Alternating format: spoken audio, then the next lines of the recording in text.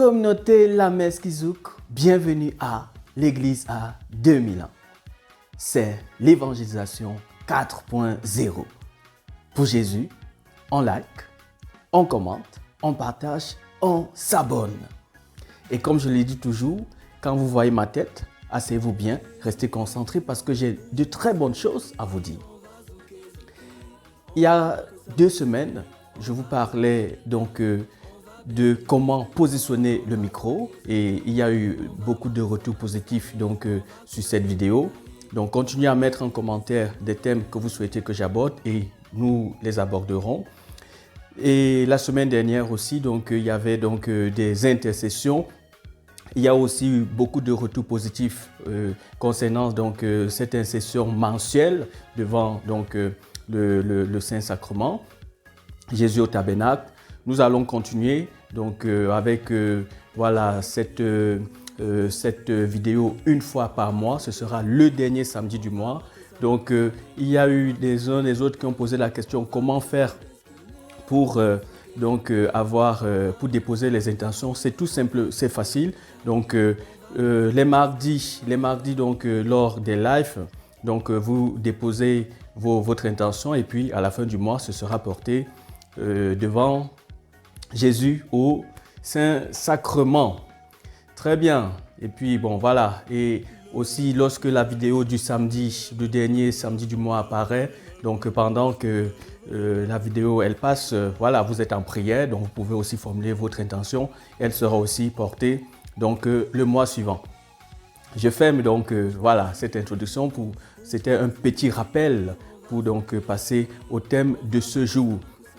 Aujourd'hui, je vous parle donc de comment conserver et où utiliser un livre. Comment conserver et où utiliser le livre. Ça va vous surprendre le thème, mais ce thème est important, il a aussi sa place. Je me souviens d'Emmanuel Kant, on va un peu faire la philosophie, qui disait, je vais un peu le paraphraser, agis toujours de telle sorte à ne jamais considérer autrui, jamais comme un moyen, mais toujours comme une fin. Jamais comme un moyen, mais toujours comme une fin. Et dans cette philosophie, dans cette situation philosophique donc d'Emmanuel Kant, on disait, autrui est voilà, c'est la personne humaine, c'est la dignité de la personne humaine, il faut respecter la personne humaine. Et j'ai comme l'impression, tellement on respecte la personne humaine, que l'objet, la chose, on simplifie et puis on trouve qu'un objet n'a pas de valeur. Et c'est là où je dis, non, si tu es un enfant de Dieu,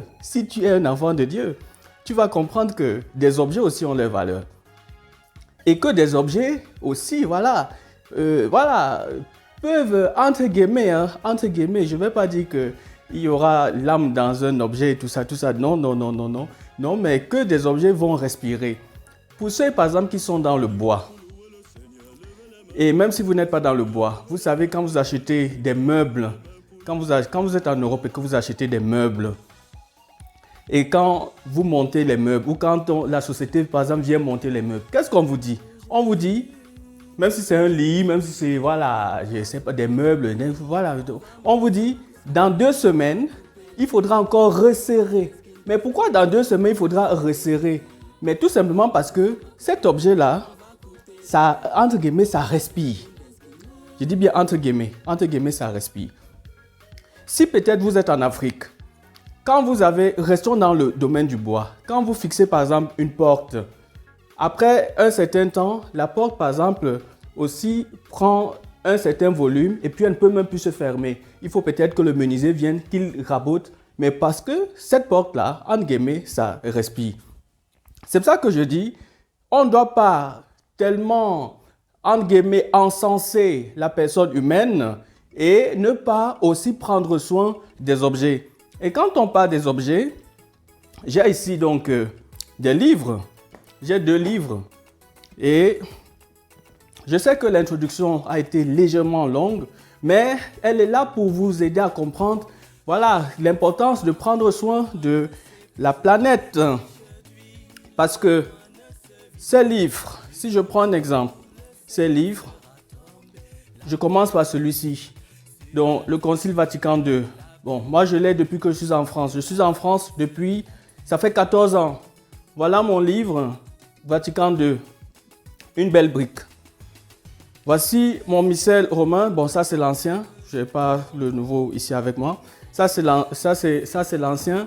L'ancien, je l'ai eu comme cadeau lors de mon ordination diaconale en 2011. Donc, il a 11 ans. Pourquoi je dis comment conserver et où utiliser les livres? Parce que nous sommes en pleine rentrée scolaire, rentrée académique. Et parfois, je vois dans des sacristies, soit c'est dans les sacristies, soit c'est peut-être même dans des familles, comment on prend un livre comme ceci. Et puis, parce que si on prend peut-être même le missel il peut faire presque 2 kilos, hein, et puis un autre. Et puis, vous déposez les uns sur les autres comme ça. Si vous déposez un livre, peut-être 3, 4 ou même déjà un seul, en superposant comme ceci, ça c'est mal conserver le livre. Très mal conserver le livre parce que vous ne permettez pas au livre de respirer. Comment est-ce qu'on doit conserver le livre? Il faut le positionner verticalement. Verticalement, ça c'est la première chose. Deuxièmement, entre deux livres, il faut qu'il y ait un petit espace parce que le livre, entre guillemets, doit respirer. Doit respirer. Si vous ne le faites pas, vous tuez les livres, chers amis. Si vous ne le tuez pas, si vous ne le faites pas, vous tuez les livres. Les livres doivent respirer. Verticalement, vous mettez un peu d'espace. Troisièmement, ce qu'on peut même dire, les livres ne doivent pas rester à la lumière. À la lumière, ils ne doivent pas rester à la lumière. C'est pour ça que quand on dit par exemple à la bibliothèque, oui, si vous avez la bibliothèque, oui, vous mettez dans la bibliothèque. Si vous n'avez pas, il n'y a pas de problème. Vous pouvez même déposer, voilà, même sur une table et de façon verticale. Vous laissez l'espace, un petit espace entre chaque livre pour que le livre respire et loin de la lumière. Quand vous allez par exemple dans des bibliothèques, pourquoi je parle de la lumière en troisième position? Quand vous allez dans les bibliothèques, regardez comment sont les lumières dans les bibliothèques. C'est une lumière douce parce que la lumière, même la lumière du soleil, elle agresse le livre. Elle agresse le livre. Elle agresse. Et si on prend même les livres qui ont des couleurs, si vous laissez un livre, si vous l'exposez au soleil, à la lumière, mais la couleur, elle va partir, sachant qu'en termes de couleur, la couleur qui se conserve le mieux, c'est la couleur noire.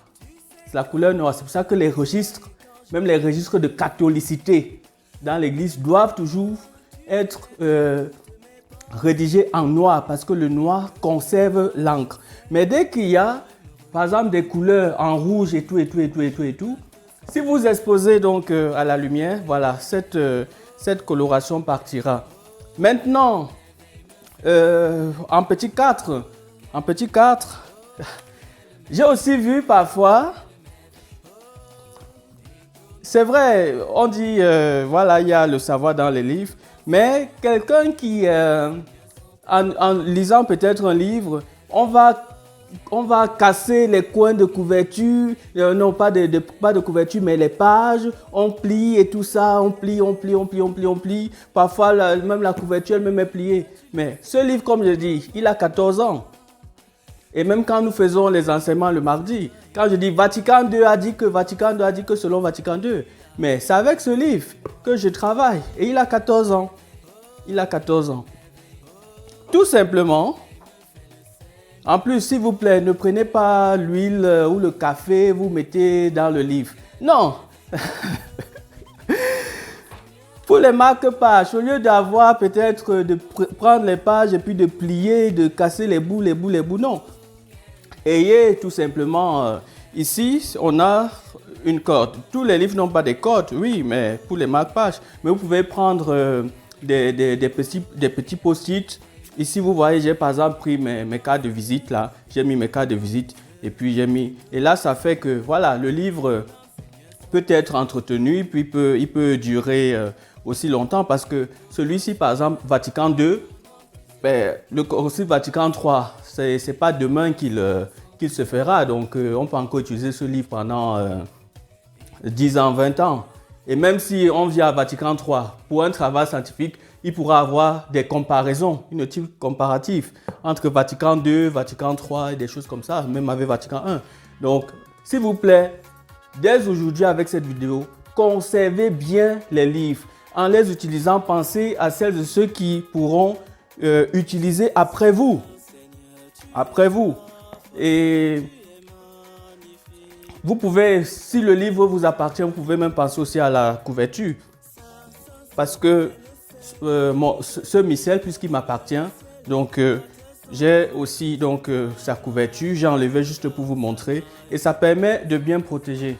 Donc, de grâce, ne prenez plus un livre pour superposer avec l'autre et voilà, vous laissez tout le temps comme ça. Vous tuez le livre. Et si vous tuez le livre, qu'est-ce que ça fait? Il va vite s'abîmer. Et si il s'abîme vite, les prochains utilisateurs, ils souffriront. Après, il faudra encore réimprimer. Et qui dit réimprimer, dit couper les arbres. Et qui dit couper les arbres, dit, entre guillemets, détruire la planète. Et du coup, c'est ça qui crée aussi le réchauffement climatique et tout. Donc, vous voyez toute la problématique qu'il y a derrière. Bien, j'espère que vous allez bien conserver les livres maintenant et que les livres dureront aussi longtemps que la Terre existe. Aussi longtemps que la Terre existe. Et puis, vous voyez parfois celles de ceux qui vont dans des bibliothèques ou même si vous regardez à la télé, il y a parfois, quand vous arrivez dans une bibliothèque, pour consulter tel ou tel document ou tel livre, on doit même porter des gants. On doit porter des gants pour ne pas abîmer. Donc, voilà, s'il vous plaît, protégez bien les livres pour les siècles des siècles. Amen.